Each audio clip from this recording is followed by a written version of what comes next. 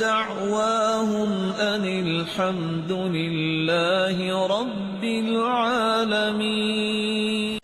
اللہ کی رحمت کے آثار دیکھیے. جو دل لگا کر نماز پڑھنے کے بعد اپنی جگہ پہ بیٹھا رہتا ہے جب تک ذکر کرتا رہتا ہے. والملائکۃ یصلون علی احدکم ما دام فی مجلسه الذی صلی فیہ. تقول الملائکہ اللهم اغفر له اللهم ارحم اللهم تب علیہ ما لم یؤذ وما لم یحدث. اپنی جگہ پہ بیٹھ کے ذکر کرنے والا اللہ کو اتنا پسند آتا ہے. ایک نہیں، 1,00,000 نہیں، کھربوں فرشتے نازل ہوتے ہیں. حتی یملأ ما بین السماء والارض. زمین و آسمان کا خلا فرشتوں سے بھر جاتا ہے. جس کو اللہ حکم دیتے ہیں دعا کرو میں قبول کروں گا، وہ فرشتے 3 دعائیں کرتے ہیں. اللہ اس کے گناہوں کو معاف فرما دے، اللہ اس پہ اپنی رحمت کا نزول فرما دے، اے اللہ اس کی توبہ کو قبول فرما لے. یہ اس کی رحمت دیکھیے، 3 سے 4 منٹ بیٹھ کے ذکر کرنے والا معاف ہو جاتا ہے، رحمت کا مستحق بن جاتا ہے. یہ اس کی رحمت کے آثار دیکھیے.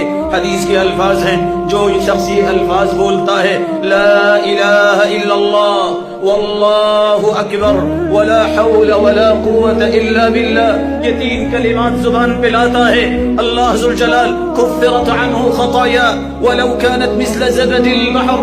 اگر سمندر کی جھاگ جتنے بھی گناہ ہوں اللہ ان کلمات کے ذریعے وہ سارے گناہوں کو معاف کر دیتے ہیں. اس کی رحمت کا اندازہ کیجئے. اگر کوئی شخص 100 مرتبہ ایک کلمہ بول لیتا ہے سبحان اللہ وبحمدہ سبحان اللہ وبحمدہ، ایک چھوٹا سا مبارک کلمہ 100 مرتبہ اپنی زبان پہ لے آتا ہے، حطت عنہ خطایا وان كانت مثل زبد البحر، سمندر کی جھاگ جتنے گناہ بھی ہوں اللہ اسے معاف کر دیتے ہیں. یہ اس کی رحمت دیکھیے. اگر کچھ ذکر کی مجلس، قرآن کی بات، حدیث کی بات، اللہ اور اس کے رسول کی بات کی مجلس ہے، علماء بیٹھے ہیں، دین کی بات ہو رہی ہے، جو اس مجلس میں آ کے بیٹھ جائے اللہ کا پسندیدہ بن جاتا ہے. جب وہ مجلس ختم ہوتی ہے ایک فرشتے کو اللہ حکم دیتے ہیں جاؤ اعلان کر دو ان مجلس والوں کو قوموا مغفورا لکم، وہ بیٹھنے والوں تم بڑے ہی اللہ کے پیارے ہو، جاؤ اپنے اپنے گھروں میں چلے جاؤ، تم سب کو معاف کر دیا گیا ہے. اللہ ایک اور فرشتے کو بھیج